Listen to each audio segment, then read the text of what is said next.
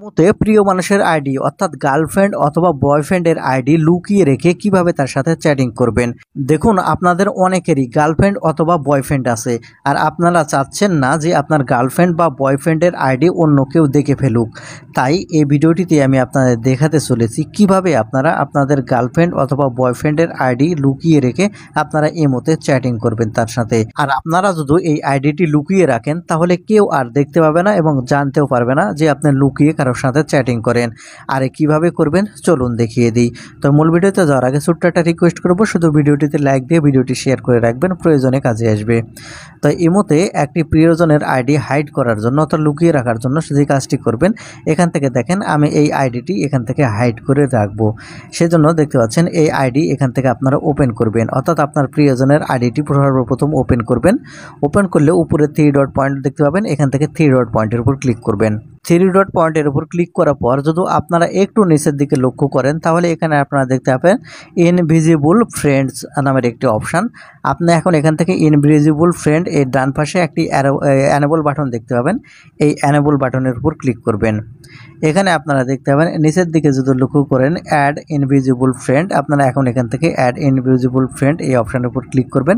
তাহলে দেখবেন সর্বপ্রথম ওই উপরে ওই আইডিটি থেকে যাবে। এখন নিচে এখান থেকে আপনারা এই ডান এই অপশানের উপর ক্লিক করবেন। ডান এই অপশানের উপর ক্লিক করলে এখানে আপনাকে 4 সংখ্যার একটি পাসওয়ার্ড দিতে হবে।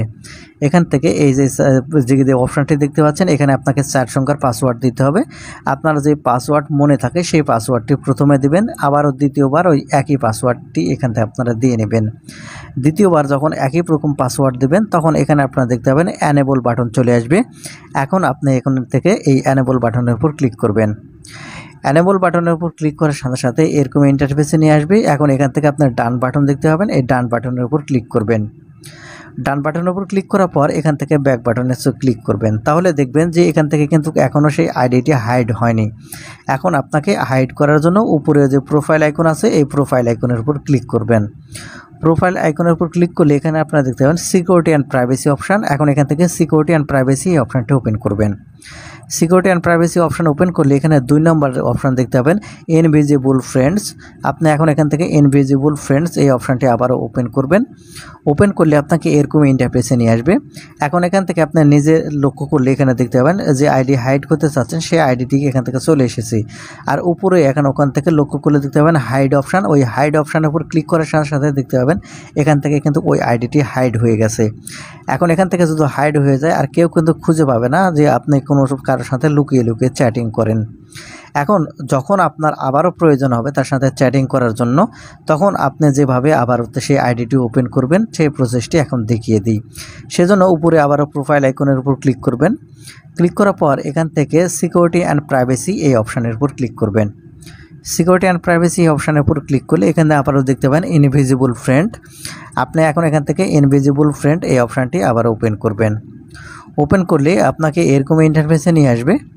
এখন এখান থেকে আপনারা লক্ষ্য করলে দেখতে পাবেন আবারও এই নিচের আইডিটি রয়ে গেছে। এখন এখান থেকে আনহাইড এই অপশান আছে। এখন এখান থেকে আপনি আনহাইড এই অপশানের উপর ক্লিক করার সাথে সাথে দেখতে পাবেন সেই আইডিটি আবার চলে আসবে। আর এখন সেই আইডি আসলে আপনি ইচ্ছে মতো তার সাথে আবার চ্যাটিং করতে পারবেন। আবার তার সাথে চ্যাটিং করা শেষ হয়ে গেলে অথবা তার সাথে কথাবার্তা শেষ হয়ে গেলে আবারও সেমভাবে আপনারা হাইড করে রাখবেন। তো বন্ধুরা, এই ছিল আজকের ভিডিওটি। ধন্যবাদ।